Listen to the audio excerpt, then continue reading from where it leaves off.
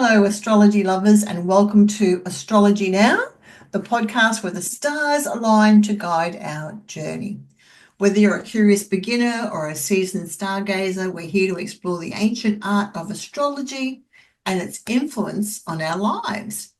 If you're new here, each full moon and new moon, Babula and I dive into the zodiac signs, the planetary transits, and celestial events that shape the energies around us. And we attempt to decode their mysteries and discuss how astrology can illuminate our path. So grab your favourite crystal, find a quiet spot, and let's get ready to explore the cosmos together because the universe is speaking and we're here to listen. So, Babula, if you're ready to connect the dots between the stars, let's dive in and have some fun. I'm ready, and I love that, Cheryl. I love that intro. Fantastic. Yes, so yes, we're decoding, we're going to have some fun, we're going to try and help unpack all of these things. And people do say that watching these videos regularly, not only is it helping them to understand, and navigate what's currently going on, but they're actually learning astrology along the way. And as a teacher, I love that. I love that to see people learning, and getting more and more interested in this. Well, it helps me because I'm researching or searching for the information to come to understand, listen to what you say. And you're a fabulous teacher, by the way. Thank you. And it's just it's really exciting and interesting. And my moon in Gemini is very curious about it all, wanting to learn everything because it does really help me, and probably people who are watching, I'm sure, come to understand, what's the process of what's going on in our life, and and go, oh, that's why that's happened. I get it, and that actually helps you deal with, cope with, or cruise with those certain things. It really does. If we have something that our mind can understand and helps us make sense of things, it really helps hugely. I find something in me lets go and relaxes a bit when I go, oh my God, that explains exactly what I'm experiencing and why this is happening right now. And it really does help a great deal. That it helps me. I hear this time and time again from people that it's really helpful to have that reflection of, what's happening with the movements of the planets, because they're like this massive, beautiful, complex clock, and it's like clockwork. Things are happening in people's experiences like clockwork in a way in response to the movements of the planets. Fascinating. Yes, absolutely. And we've just had that playing out in our little pre-chat, haven't we? So We absolutely have had that playing out. So I was going to start by talking a bit about Mercury retrograde, which is currently happening. And we just spent 20 minutes trying to figure out a glitch that was happening with my camera. And Cheryl had her wonderful partner and techie assistant, Barry, jumping in as well and trying to help. And we finally figured out what the problem was. And it wasn't that I need to buy a new computer or get my techie guy in. It was a little issue with the USB, completely resolved. And now here we go. So this is classic Mercury retrograde. yeah. And the day Mercury turned retrograde, an astrologer friend of mine online said, classic, typical, his computer was starting to do all kinds of weird and wonderful things where it had been perfectly fine the day before. Yes, yeah. And it's right, like you say, clockwork. Clockwork. Mm. That's right. So when a planet, and Mercury demonstrates this beautifully because Mercury is the closest planet to the sun. It's pretty close to the Earth. It's moving around really quickly. We experience Mercury in very direct ways. And so 3 times a year, he goes into this retrograde motion for around 3 weeks. It's usually around 21 days. And we experience its effects directly. And what we just described is classic Mercury retrograde. But what happens when a planet's turning retrograde, especially an inner close planet like Mercury, is that it's actually closer to the Earth. So its influence is more keenly felt by us here. And it's actually slowed down over these 3 weeks while it's retrograde. It's moving slower than it normally does. When Mercury's at full speed, he's zipping through signs, every 3 weeks or so. But now that he's slowed right down and is moving seemingly backwards and is a little closer to the earth than normal, its presence is really felt. Its influence is right there. And so it shows up as all kinds of glitchy things. I always use the word glitchy for, it's like glitches happen with appointments, with scheduling, with computers, with technology, in the traffic. You miss an appointment because you got held up in the traffic. These are very common day-to-day sort of mundane kinds of things that tend to happen. But Mercury retrograde can also be great for having deeper conversations, looking into things that might have happened previously that you hadn't quite processed or examined closely or understood or had the real conversation that you need to have. And I just always remember a wonderful astrology conference I went to years ago in Melbourne. It happened right in the middle of Mercury retrograde. And it's easy to think, what a crazy time to have a conference. But it was an absolutely brilliant conference. The information and the quality of the lectures was just superb. But behind the scenes, the organisers were tearing their hair out because there were all kinds of glitches going on with the organising. But for all the participants, it was an absolutely brilliant conference. Right? It's amazing, isn't it? Yeah. So Yeah. it's classic Mercury. So it is a really great time. Like I've just been doing some of this morning, like pulling out big pile of papers I had stacked up that when I'm busy, I just stick them all over there and pile. And I just went through and just pulled them all out and sorted them all out this morning. And then suddenly it feels better. Like, okay, Yes. that's sorted. Yes. The other thing I was going to say was Mercury being about communication. We Yeah, also have non-verbal communication. we So do. things or situations or can be misinterpreted because Yeah, humans communicate through non-verbal ways as well. So we might misinterpret yeah. something, and so this retrograde, you can go back and reassess or reevaluate. Well, did I get that right? Like that sort of Yeah. thing. And so, many people will have heard this because retrograde starts with the prefix RE, Yes. and the prefix RE works for all the words like return, reevaluate, reassess, reorganize. We're going back over something, we're going through something more deeply, we're revisiting something. Yes. And so, very often, people will get a communication from someone they haven't heard from in ages, Mm, you know? yeah. And oh, wow, someone just pops up out of the blue, out of our past. And there's the re word again, there's a reconnection Yes. Yes. that Mm. happens. And this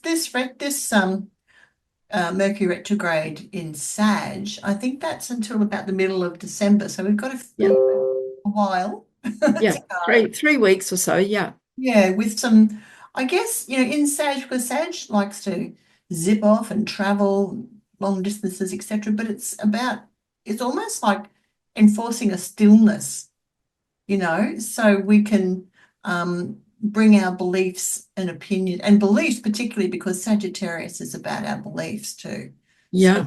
re-examine those. Yeah, that's right. And to question and to look back and to look a little more deeply. Mm, And I've heard many, in fact, someone recently made this comment too, just yesterday online. People who are born with Mercury retrograde, and quite a lot of people will have it in their birth chart, very often say that when Mercury's retrograde as it is now, it doesn't seem to affect them very much at all. I hardly notice it. I've heard that many times. yeah. And it's not my own experience because I don't have Mercury retrograde in my own chart. So I can't say, but I do hear that a lot from people.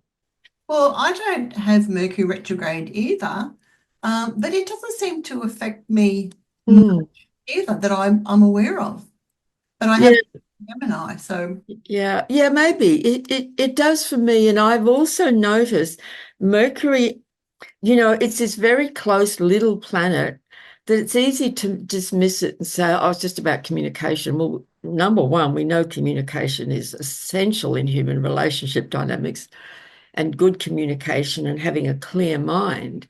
But Mercury actually has a lot to do with health and illness and medical issues. It rules the sign of Virgo.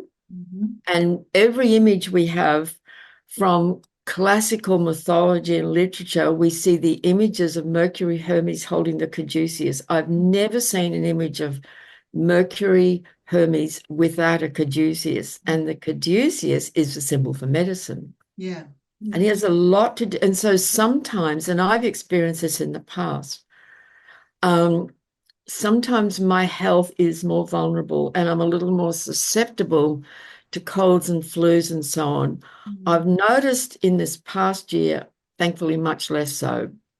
But previously, that's happened quite. So I think it's worthwhile paying attention to, are we overdoing it? Do we might need to pace ourselves a little more and not try and cram too much into our day because it creates a bit too much stress. Yeah, yeah.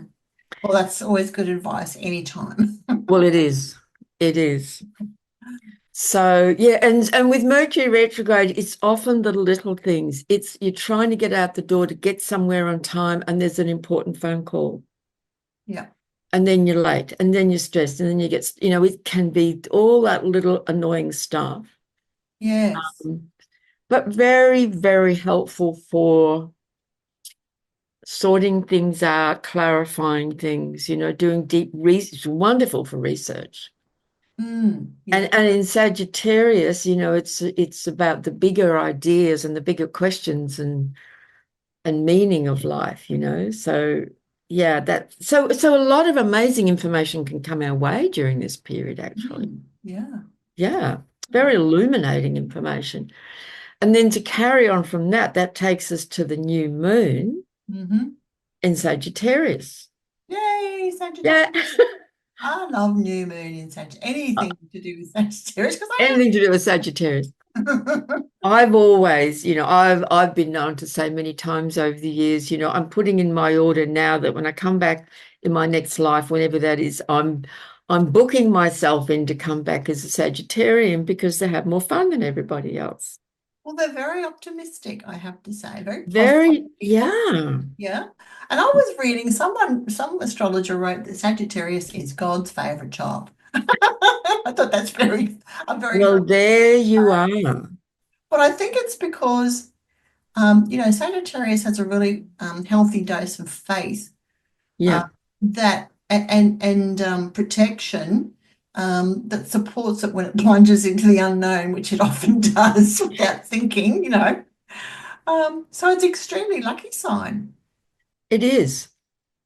It is a lucky sign. It's ruled by Jupiter naturally, and it's a sign that's lucky they just naturally know how to make use of an opportunity.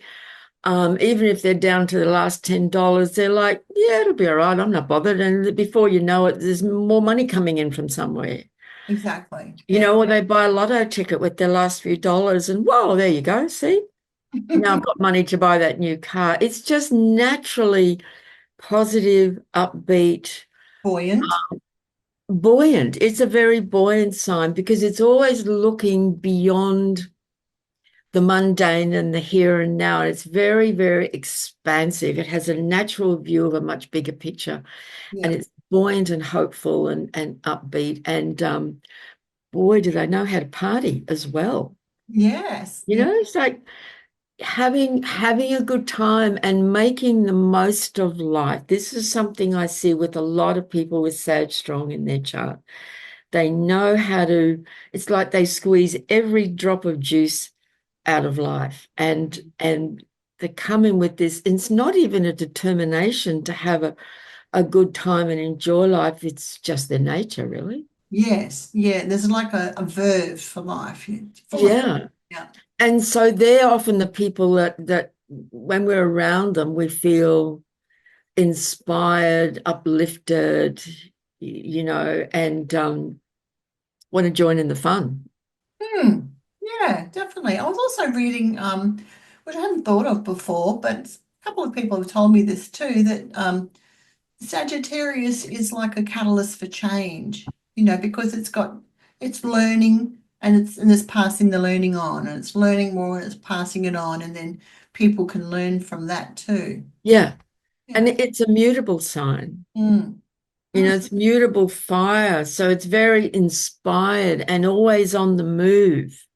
Just think of, mutable energy signs are always, they thrive on change and movement. Mm. And fire, you add fire to that. That's why one of Sag's favorite places, is the airport with their passport ready. Their passport's always up to date, Yes, yeah. and at the drop of a hat, they're off somewhere. Yes, well, bags are packed, ready to go, and ready to leave planet Earth sometimes too, because I think they're a bit of, I know that some people say Aquarius is the space cadet, but I think Sagittarius is a bit of a space cadet too, it taken to the extreme because they love other cultures, but what amazing other cultures are extraterrestrial cultures. Yes, beyond this earth. And, the image, of course, of Sage is the centaur that's shooting an arrow up and outwards, Yeah.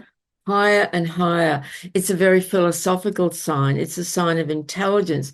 There are some Sages I've met who aren't always of the kind of buoyant and even flamboyant Yes. energy. They might be highly intelligent intellectuals, the professor of philosophy, this kind of thing, or they're studying different religions and they're on a quest for truth and higher knowledge and meaning and so on. So all of this.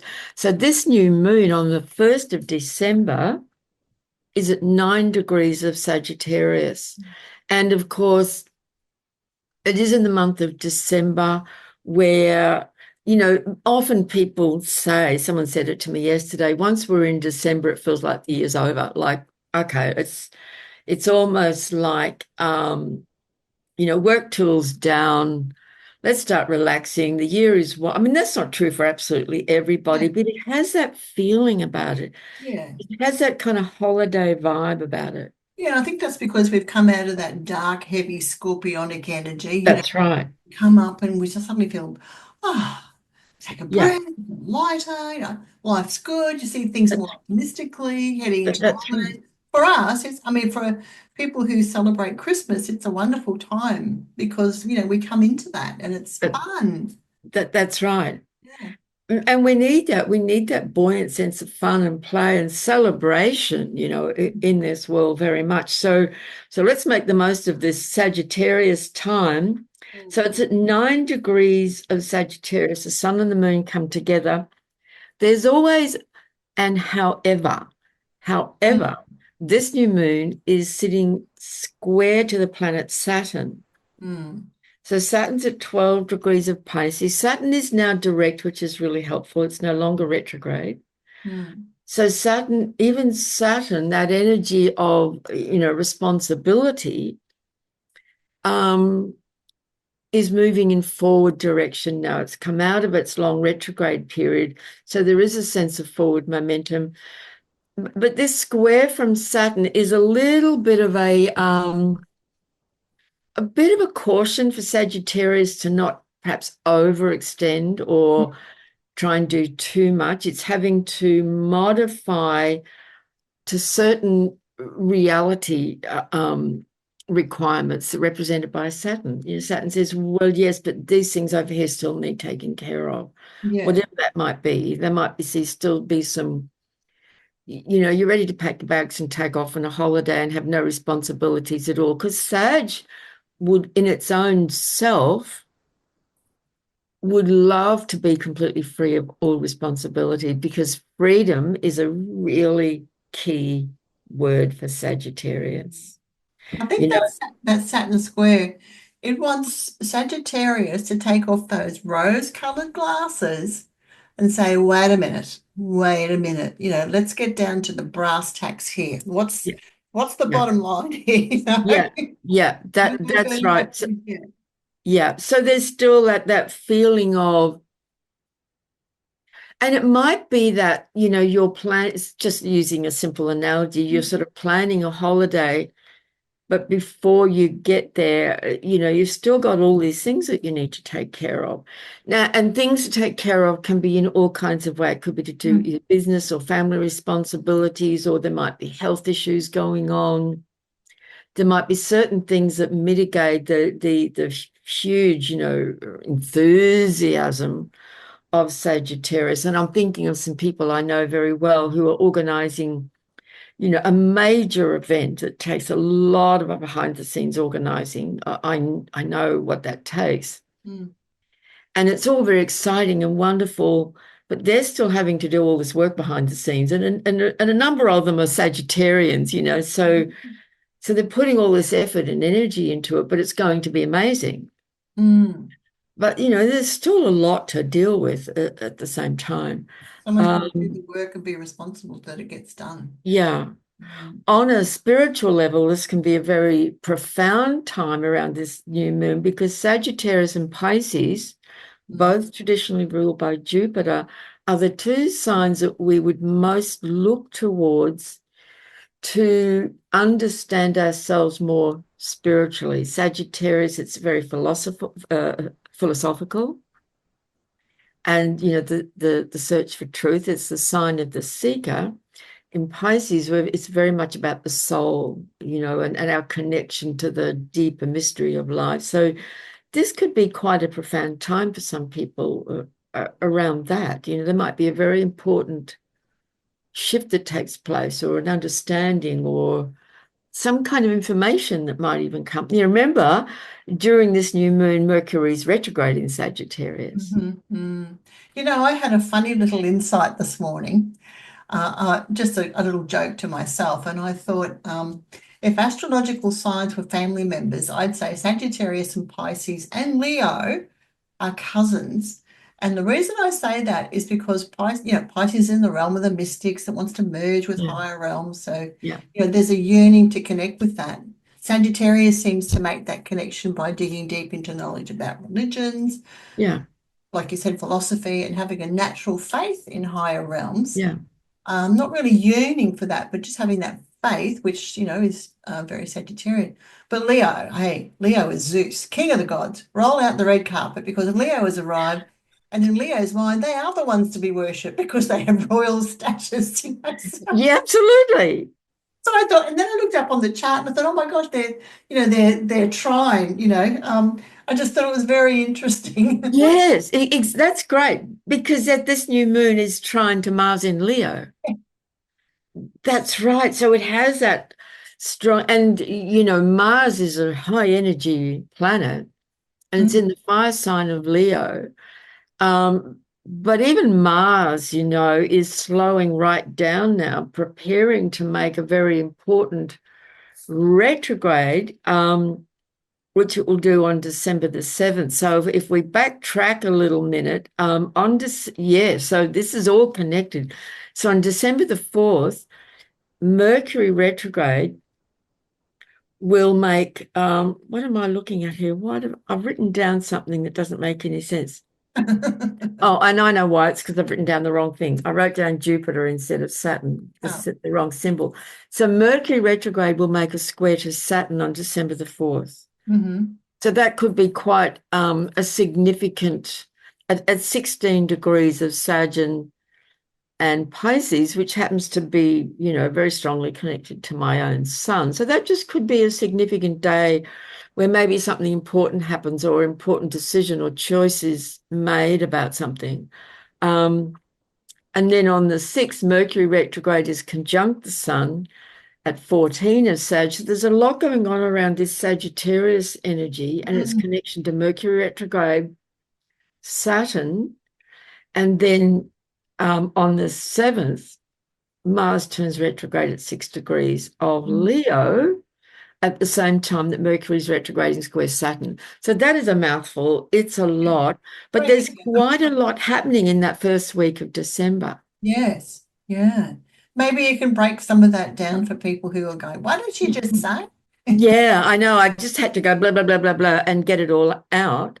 And even on the 7th, when when Mars turns retrograde, and I'll talk more about that, Mm. there's this interesting thing going on with Venus conjunct Ceres Mm-hmm. at 29 degrees 56 of Capricorn, and on the same day they move into Aquarius. There is a lot of movement and a lot of interesting alignments happening in the first, Yeah. mostly with these inner planets, these faster moving planets, and the connection to Saturn. So So let's backtrack and break some of that down. just break some of that down. So Mercury retrograde, um, square to Saturn. When Mercury makes contact with Saturn, that can be a number of things like difficult decisions Mm-hmm. or important appointments are needing to be made, but there might be a feeling of pressure because you're having to fit an important appointment in with other things that need to be happening. It can feel like a bit of mental pressure.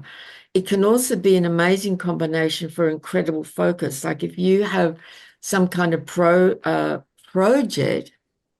that requires focus, that can be an amazing combination to just put everything else aside and go, right now, this is what I'm focusing on. It could be a student sitting for an exam or having to prepare an important assignment, or someone having to prepare some really important documents, or someone selling their house and there's a lot of logistics going on that require absolute focus. Mm-hmm. Um, that's that sort of energy, or very important conversations that are needing to happen because something's come to a cliff edge, like this thing's on the line and we need to sort this out now, Yes. and I'm seeing that going on with people. Yes. And So when was that? Sorry? well, that's on the 4th when Mercury's making retrogrades, making the exact square to Saturn. Oh, right. Okay. Right. And then on the 6th, you've got Mercury conjunct the Sun, which is an important part of the Mercury cycle. So we're talking about issues around information and communication, conversations. Yeah, I think we skipped something too. I wanted to throw in there is Venus is sextile Neptune in Pisces on the 5th as well that I thought. Yes, well, I didn't throw that in only because there's just so much else happening. I know, but like But it's yeah, yeah, this is I mean that's important I think because Venus is about, others, but also I think that Neptune in Pisces, that's like how can I say it in one big thing? Like shared dreams, yeah, that can manifest into reality, connections that we build with other people yeah. to support our shared dreams. Like if I'm thinking if you've got a project or something like that, that might help. Or um, what else? How else could I say it? Help me here, Babula, help me. Well, what I would say about that Venus sextile to Neptune, which is actually quite a lovely aspect. Yeah, it's soft. And I think that can be very, in the midst of all of these things I've just speaking about with these harder aspects, hard is just a word we Yeah, use in astrology for squares and so on. yeah. Um, that's a very kind of gentle flowing Venus to Neptune. It's a sextile. It's not one of those hard, pressured sort of an aspects. And it's very supportive. And it could be that while you're in the middle of trying to, work through something important, Mm, help can come in the form of someone suddenly offers to do something for you that suddenly makes the whole thing feel a lot easier, yeah, yeah, you know, yeah. because Venus is about, relationship and other people and that lovely sextile to Neptune, or it can be also, and this is happening more and more for people. I'm experiencing it. I'm talking to people about it who are seeing this too, that we're finding that the more we just get into a flow and let go and trying to figure it all out and do it the hard way, when we let go and just trust, suddenly something opens and you go, oh, suddenly all that just fell into place. Mm, And mm, now it's just going smoothly.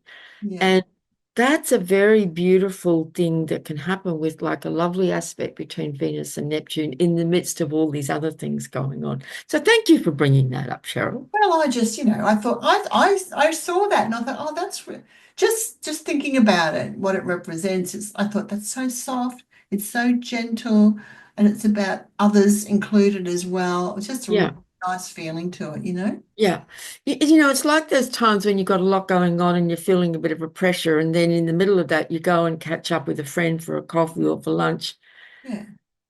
And being with someone that you love and enjoy being with, and you have a nice, relaxing time, suddenly everything else just seems to feel better. Yeah, it's very You know, nurturing, it's isn't it? it's like that. Yeah. Now, so on the 7th, let's break that down. The most important thing happening on the 7th is that Mars is stationary. It sort of comes symbolically to a standstill. Mars being the planet of action, Mm, assertion. Mythologically, he's the god of war. It's a masculine yang energy. You know, the healthy expression is just that, we feel strong, we're courageous, we're brave, we're able to make decisions and choices. The worst expression is war, let's face it. And yeah. that, you know, going on in this world right now. Some are saying, we're on the brink of some massive conflagrations, which could go off like that. In Hmm. the sign of Leo, which is also a sign to do with world leaders, Yeah. especially when Mars is involved. Yeah. Yeah. So this could be quite a touchy time to do with that.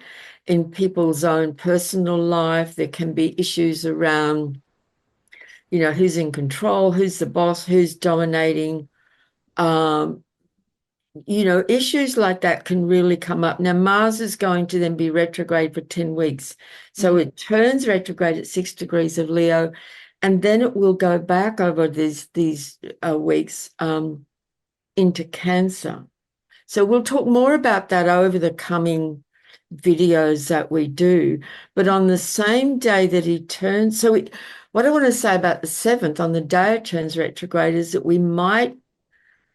some might be finding that they're feeling agitated, hmm. cranky, they're getting upset, they're feeling stressed and start wanting to, yell at the cat or, they're getting frustrated. What about like if the Mars energy is sort of had been pushing you forward in a certain direction, to achieve goals and that sort of stuff, and then boom, it goes retrograde, stationary retrograde, and then it's like, oh, the wind has gone out of my sails, It can feel like that. Sort of, it just pulls Yeah. the rug out from underneath you, and oh, I don't even have the energy to do that now. Yes. Mm, Or something that was moving forward has suddenly sort of slowed right down, or it's come to stop because of whatever reason. yeah.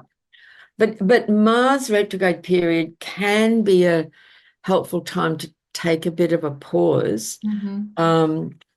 But what's really interesting is that on the same day, Mercury is retrograde square Saturn. Hmm.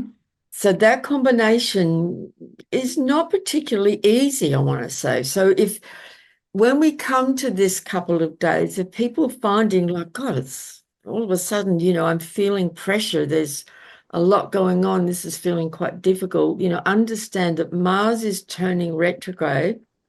And over those few days, its presence is quite pronounced. And Mercury is square Saturn. So, that could be a bit of a crunchy couple of days. But what's very interesting is that on the same day, there's a lot happening in one day or around those few days. Venus, the heart, the love principle, the goddess, the feminine, makes an exact conjunction with Ceres, the great mother goddess, the biggest and the most important of all the asteroids. She's been promoted to the position of minor planet. And she is also, we could go on a long time about what Venus Ceres represents. It's to do with mothers and daughters, food production, agriculture, farming.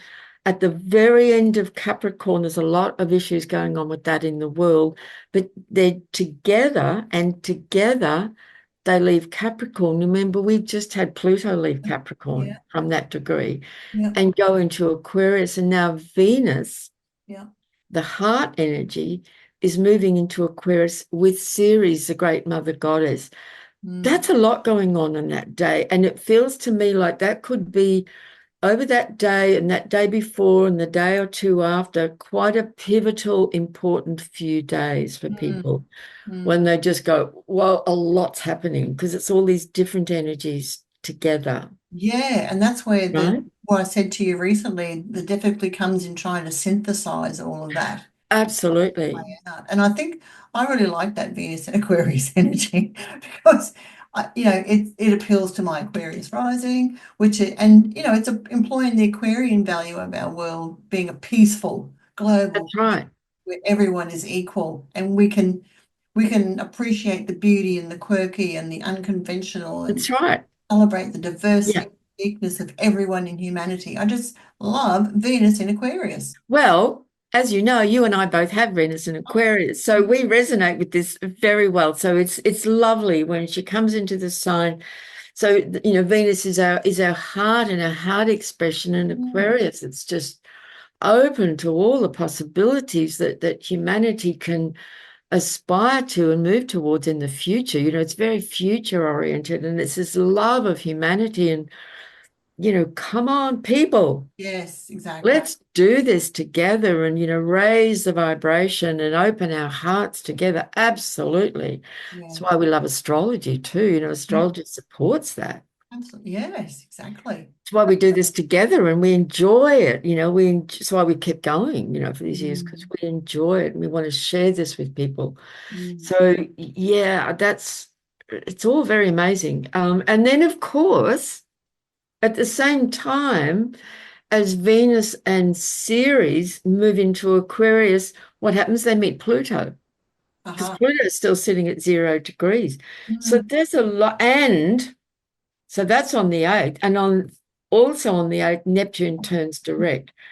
That is a lot of interesting movements in the first week of December. And I feel that the first week of December is going to be quite a pivotal time for us all individually and collectively in the world. So, just watch and see what's happening, all the way up to around the 8th. And then on the 12th, um, Venus in Aquarius will make an opposition to Mars, which is now in retrograde motion. So Venus will be at 5 Aquarius opposite Mars at 5 Leo. mm. And so the opposition from Aquarius to Leo, is we, the people, the group, Yeah. um, those higher ideals, those visionary ideals of humanity and equality and fairness, opposite Mars in Leo, which is, individual identity and power and authority. Yeah, and that Mars is retrograde in. It's retrograde. So I'm wondering, could that affect the presidential inauguration?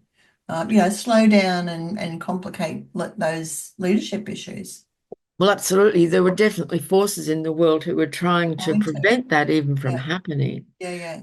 Um, but it's also we know that the people are rising more and more and more, and there's evidence of that even in Australia. Yeah, So it's going to be a very interesting time yeah. in relation to that. But on a personal level, if people have a hard aspect in their chart between Venus and Mars, it will show up as challenges in relationship dynamics because they both represent the fundamental principle of the feminine, Venus, and the principle of the masculine. And there's, a wounded expression of both, and there's a very Mm, high functioning expression of both as well. But in the opposition, we're looking for these two energies to see each other and understand each other, acknowledging the differences. And mm, in Leo Aquarius, it's acknowledging our own individual identity and sovereignty, but also in relationship with the collective and the whole, yeah, and yeah, and that the group energy. So yeah.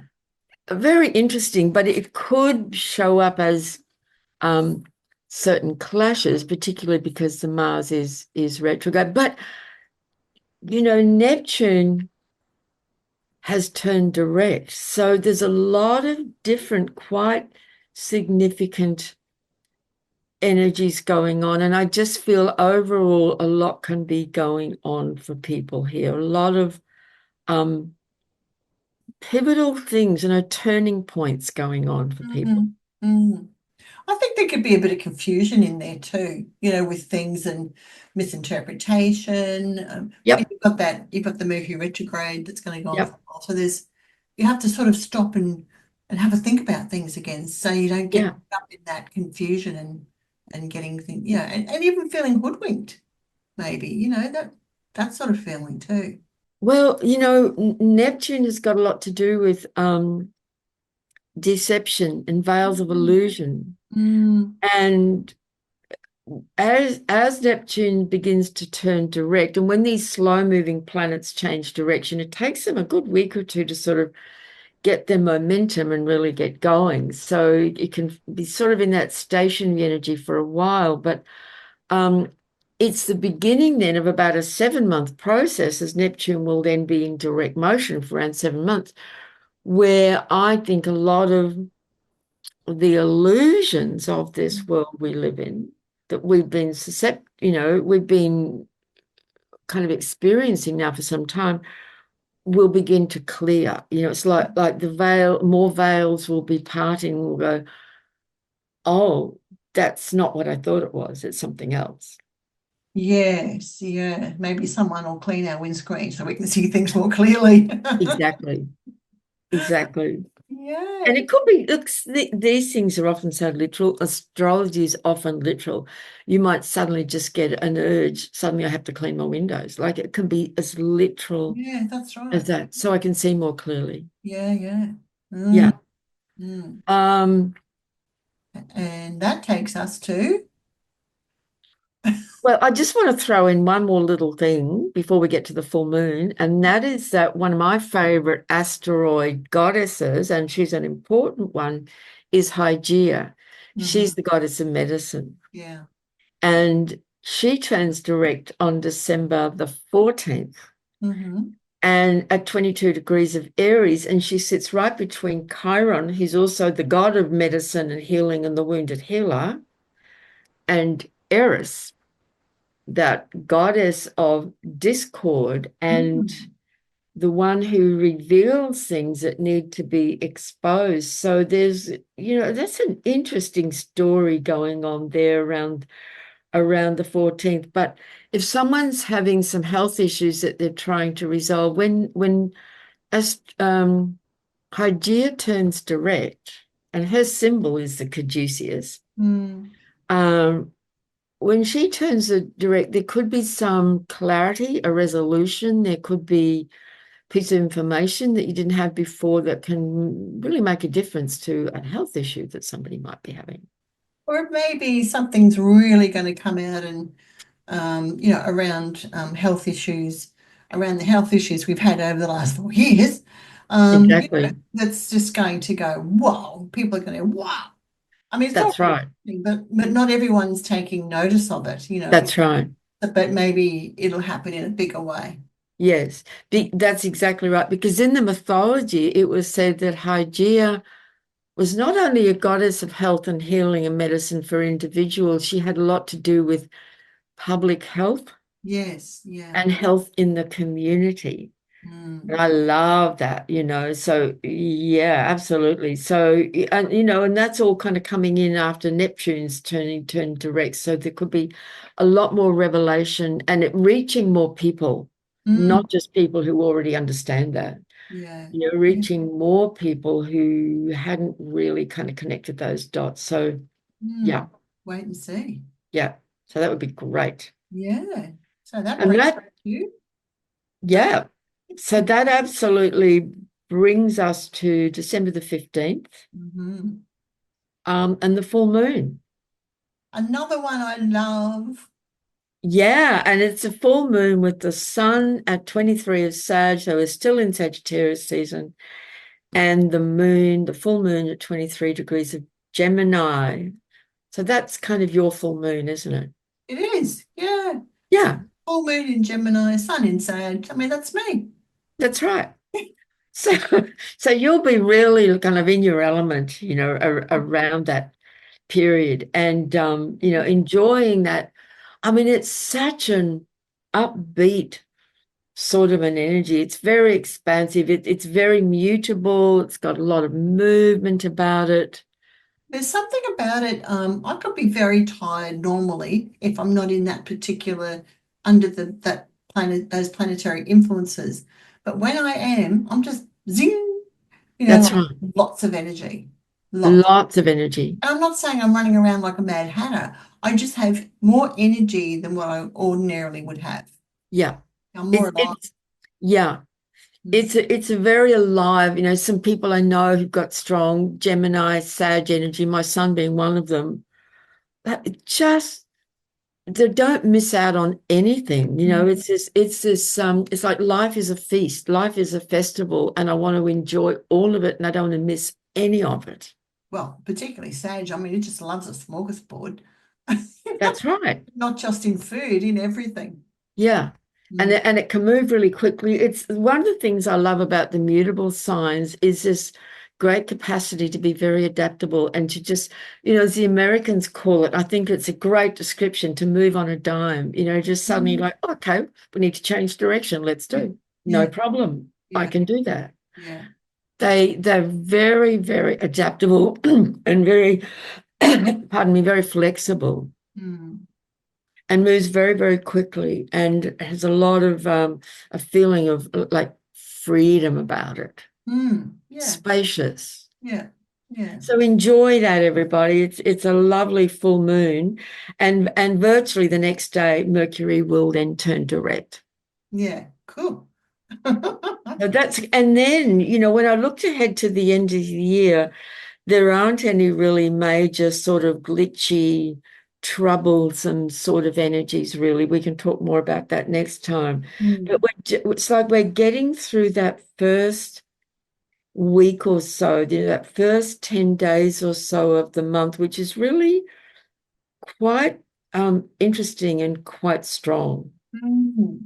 Yeah, And as I said, can be quite a pivotal sort of turning point for some people, depending on how all these different energies hit things in our own charts. yeah, yeah. Fantastic. Yeah. So, I have Sagittarius as my fourth house of home and family, and I don't have planets there natally, but there's a lot going on in my home front right now, and there's a lot of various appointments being made, and we're having to constantly change things in the diary, and we're having to just keep focused on what are the really important things that need to be taken care of here. And it's just, one thing after another after another. And so it's that area of life has a lot of energy right now for everyone, wherever Sagittarius is in their chart. Yeah. Well, mine's in the 11th house, so Friends and people and groups and yeah, yeah, yeah, yeah. yeah, Lots of groups of people around, that's for sure. yeah, yeah. Yeah. Well, if viewers, if you have made it this far and you enjoyed the episode, please remember to like it, leave us some comments, and thank you to those who've been leaving comments for us. That's wonderful. We really appreciate that because we feel like we're connecting with you, with people who are watching. So, Babul, thank you for Very welcome. all your input and knowledge. And everyone, we will see you in another 2 weeks when we'll be back with the full moon in Gemini. We will. Yep. So Bye, everyone. bye for now. Bye.